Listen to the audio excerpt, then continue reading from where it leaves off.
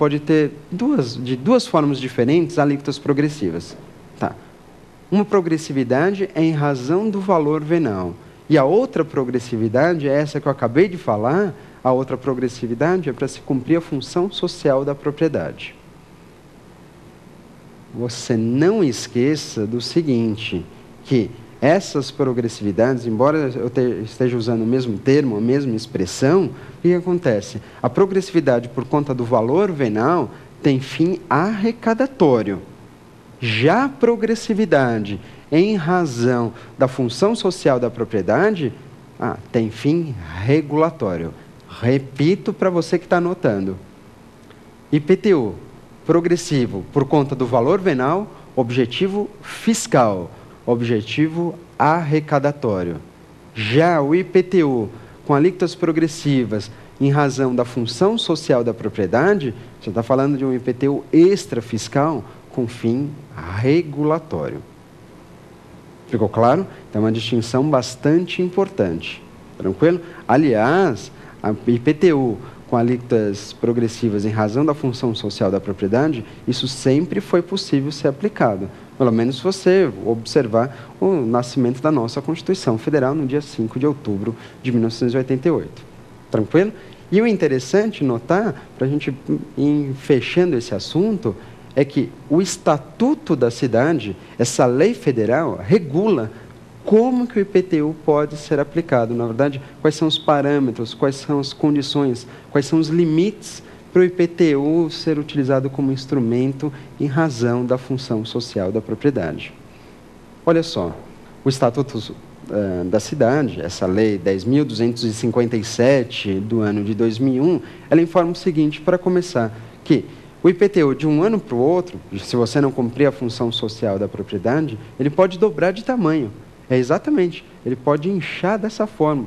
Ou seja, se a alíquota era de 1, ela pode passar para 2. De 2 pode passar para 4. De 4 pode passar para 8, sem dúvida nenhuma.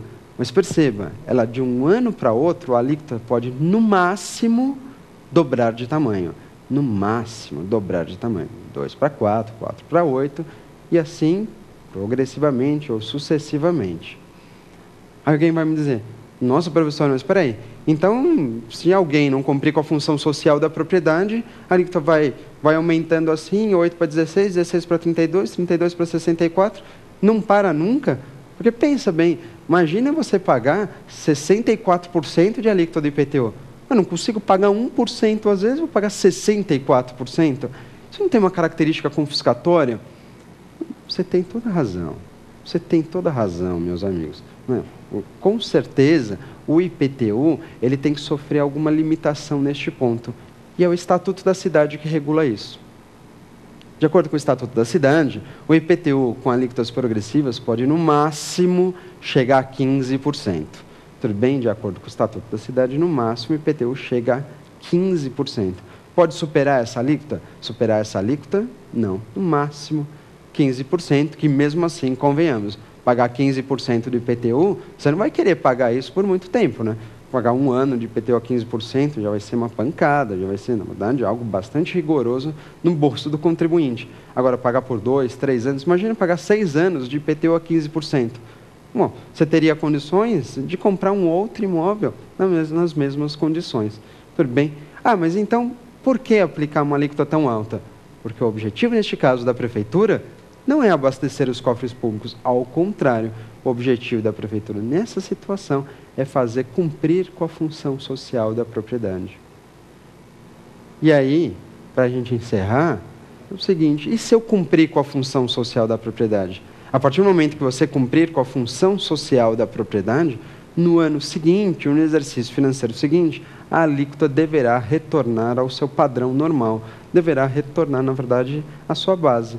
Tudo bem? Porque você cumpriu com a função social da propriedade. É claro que numa situação como essa, você deve informar a prefeitura, você deve comunicar a prefeitura da sua cidade, do seu município, dizendo, olha, cumpri com a função social, você vai ter, na verdade, documentos hábeis para isso, e aí no ano seguinte, o seu IPTU volta ao normal.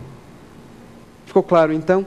Essas foram apenas algumas breves considerações a respeito do IPTU e o Estatuto da Cidade. Um tema muito interessante e que, na verdade, tem várias questões referentes a isso, algumas dúvidas bastante interessantes que foram encaminhadas para a gente, mas isso a gente vai ver no próximo bloco, o Pergunte ao Professor. Mais uma vez eu peço, não saia daí, tem muito mais pela frente.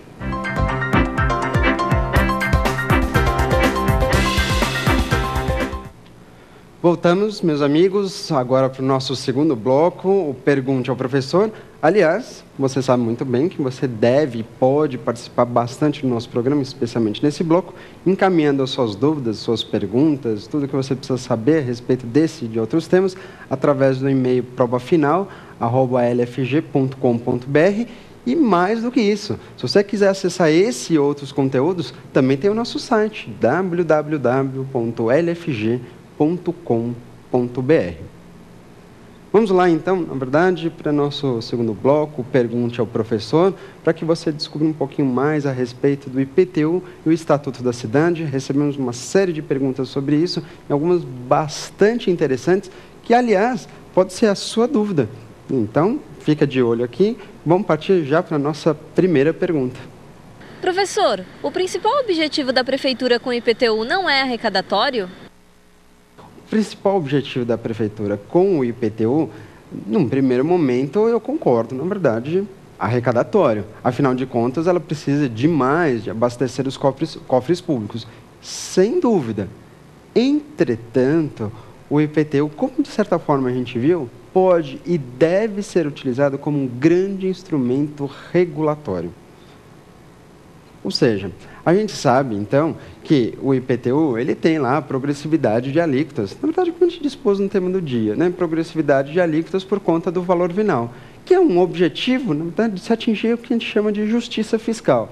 Ou seja, você há de concordar comigo, se alguém possui um imóvel, na verdade, digamos assim, de maiores proporções, um imóvel maior, uma mansão, por exemplo, naturalmente é uma pessoa que revela uma capacidade contributiva maior.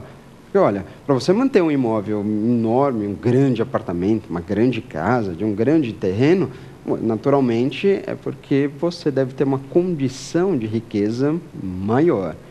E convenhamos, se uma pessoa que tem essas características consegue manter um imóvel nessas proporções, muito provavelmente é uma pessoa que tem condições de contribuir mais com a prefeitura. Quando se diz isso, na verdade, você informa a respeito da capacidade contributiva. Você consegue revelar a capacidade contributiva. Esse sinal de riqueza, ou seja, o fato de você possuir, ser proprietário de um grande imóvel, convenhamos, é um sinal de riqueza.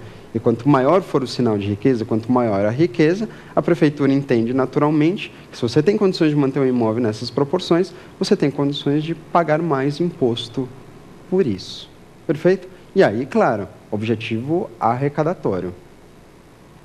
Entretanto, né, ainda que esse seja um dos grandes objetivos do IPTU, a gente sabe o quê? Que regular um município, na verdade, regular uma série de atividades com o IPTU também é imprescindível para a cidade.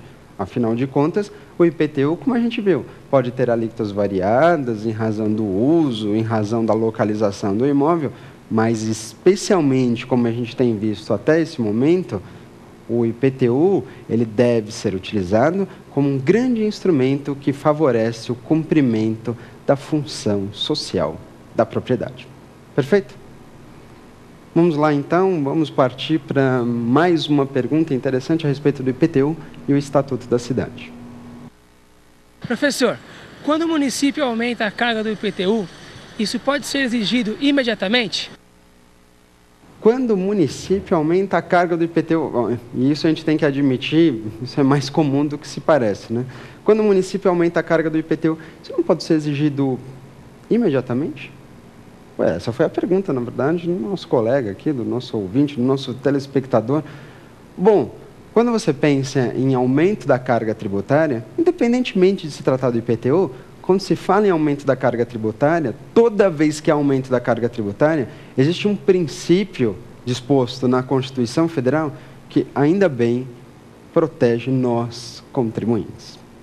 Esse princípio que eu estou falando, vocês recordam, é o princípio da anterioridade. Lembra? A anterioridade é mesmo. É um princípio que está naturalmente relacionado a um outro princípio, o princípio da não surpresa, dizendo o seguinte, olha, o